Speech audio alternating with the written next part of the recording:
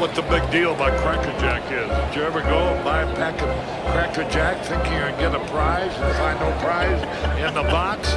You got to be kidding me. You have got to be kidding me.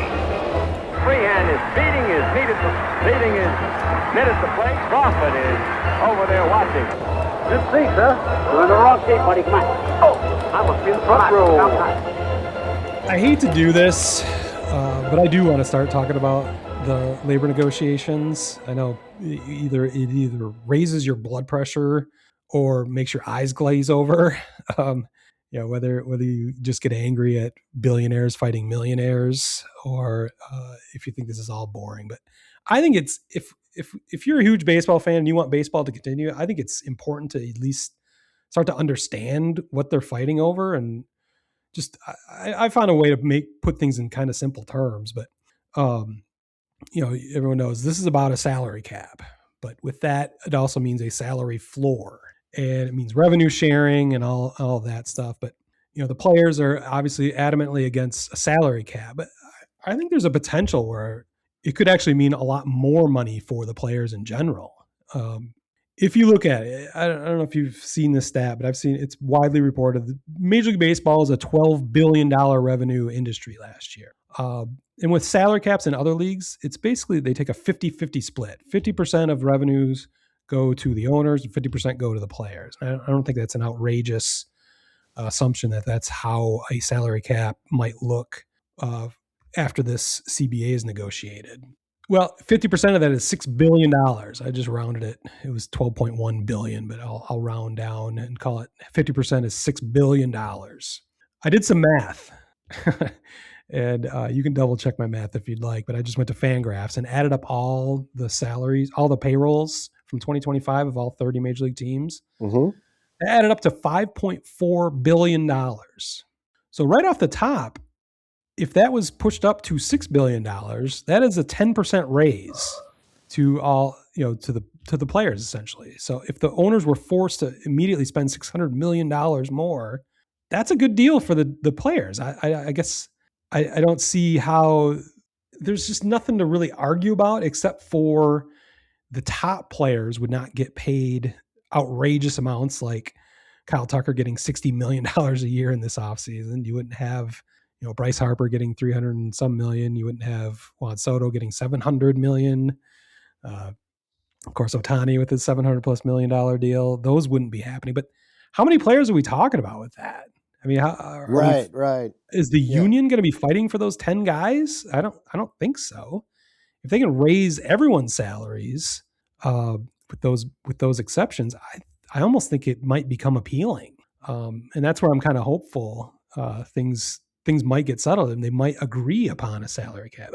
You probably haven't, maybe you've thought about it a lot. Do you have, I think we started this podcast around a labor dispute 5 years ago. So we talked about it a lot. I think you and I are pro player in general. I feel like the owners have cheated them out of money over the years and never feel bad for billionaires. They've got the money. I'd rather have the people on the field getting paid for what they're worth. I think the players' militant stance against a salary cap might be outdated because it works in other sports. It works in football. It works in it works in basketball and hockey.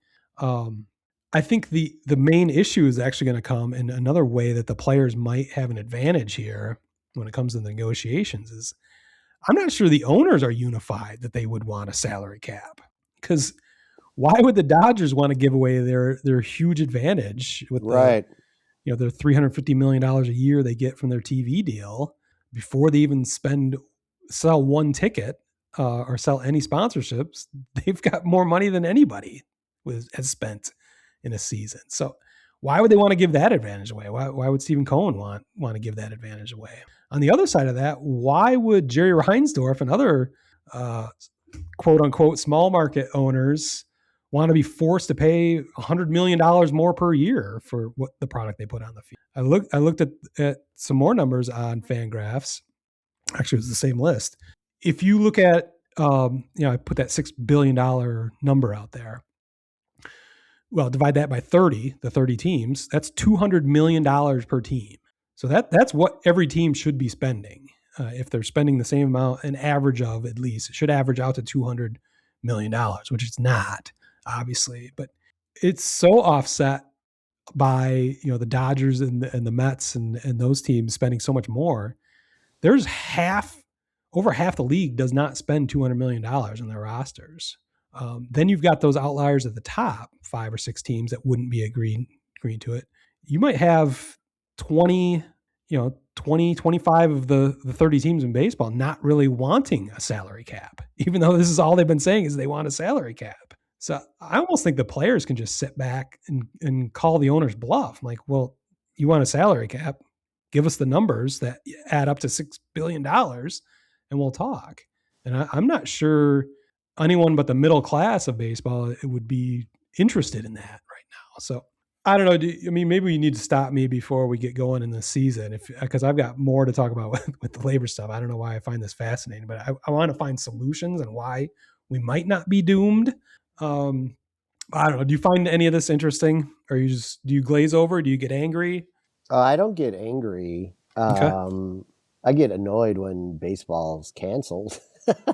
Yeah, that's what but I don't get angry. I mean, I find it all actually incredibly and just annoying because, like you said, it's millionaires or in some cases billionaires fighting with other billionaires. Yeah. But it's really the players who are most concerned about it are the ones who are on the union, and those are the middle to lower paid guys. It's not, Otani's never going to be on the players union. Juan Soto's never going to be on the players union. They actually don't really give a fuck because they don't need to. Yeah. And there's things that don't make sense to me, but what you said all makes very good sense to me. There are a handful of owners who have no interest in having a salary cap whatsoever because that might be the majority. That takes their competitive advantage away. Yeah. The players not wanting the salary floor makes zero sense to me. I think, there's got to be a floor. I think, and that's right now the players just wouldn't even have a conversation. It sounds like they wouldn't even have a conversation that says salary cap, but if they do, that has to involve a floor. That's where I get to the $200 million range. That should be the average. Well, the only way you enforce that is to have a cap and a floor. Yeah. So the numbers I saw, at least on The Athletic, and they say it's generally agreed upon, is that would be a $240 million cap and a $160 million floor. Well, there's still half the league didn't even spend $160 million in their rosters last year. No, I mean, there's definitely most of the like Jerry Reinsdorf does not want a $160 million floor.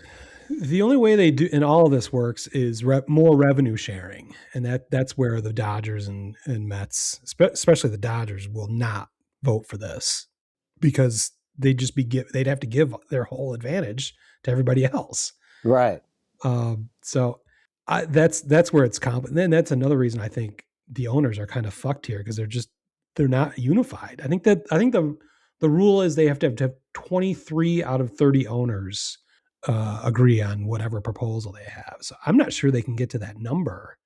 And if they can't even put a proposal on the table, maybe that's even a worst case scenario. But I just find it interesting. You just hear about, we got to have a fucking salary cap, but I'm not sure the owners really want it. And they're the ones that created this situation. I mean, you keep hearing about they have more unity than ever that they want a salary cap. Well, the only reason you want it is because your other owners created this situation. So right. I think there's going to be a lot of infighting in that, and we'll never know about it. But I think it's got to be less unified than being reported. Yeah, and I think you're right. Also right in the players can probably sit back and just let this thing unfold, and then they're almost going to be like the mediators between the owners to get the deal done, They can sit back and they can't at the same time because they don't have the coffers that billionaire owners have. A lot of, many players are going to be fine no matter what happens.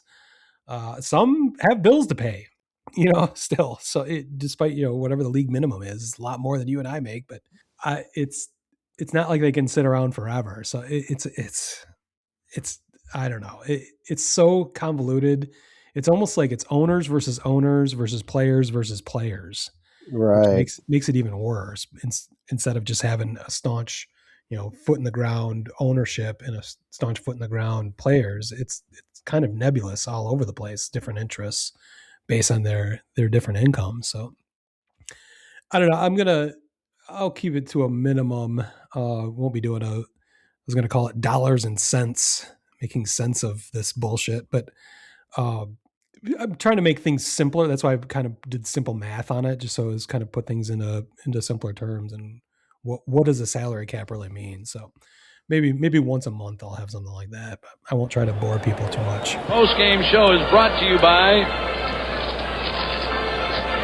Christ, I can't find it. The hell with it. One guy poured beer all over my head. The guy said, how can you take that? I said, look, that man didn't do nothing. He poured some beer on my head. He's just showing he's a White Sox fan. There ain't nothing wrong with that. Sparky, a million thanks for, as always, the most interesting interview. And now today, let's just have a lot of thrilling baseball and not so many fisticuffs. Word Hole Media.